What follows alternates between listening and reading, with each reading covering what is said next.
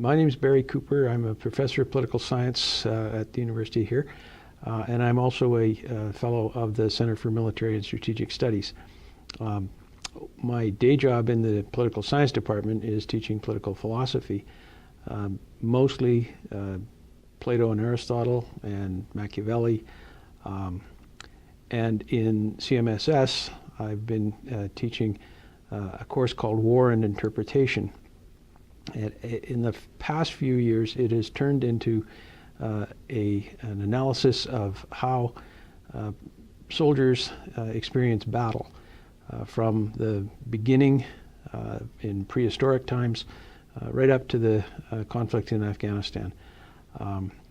It's a course that I really enjoy teaching and is different every year, partly because I change the materials that we look at, but also the students respond to it in a very different way each year, depending on the experiences that they have had in their lives up to that point. Sometimes I've had soldiers in the class who have been in combat, and they can discuss how the texts relate to what they have done.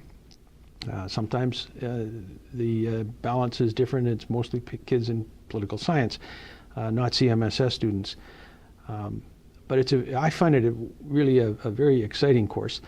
My research, as distinct from this War and Interpretation class, has been, apart from political philosophy, has been mostly in the area of terrorism.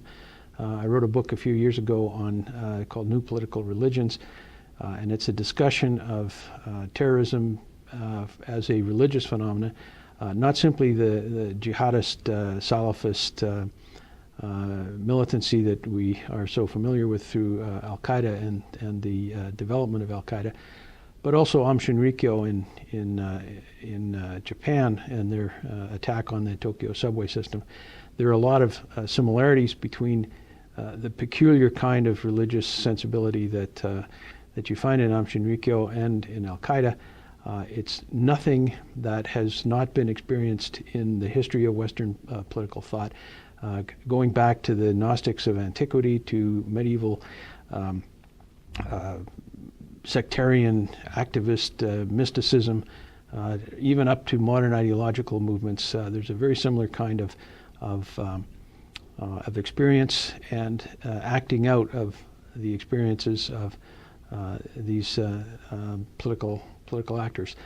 A lot of students have brought their understanding of Clausewitz to the course and to discussions. Clausewitz, of course, is the center, I think, of if there's any text in CMSS that everybody knows, it's on war. The way I look at Clausewitz is that he is essentially a political philosopher as well as a great military theorist and historian. There are stories that Clausewitz used to play cards with Hegel. They both died in the same year from cholera. I'm not sure whether that's true or not, but you can certainly read Clausewitz as essentially as a Platonic political philosopher.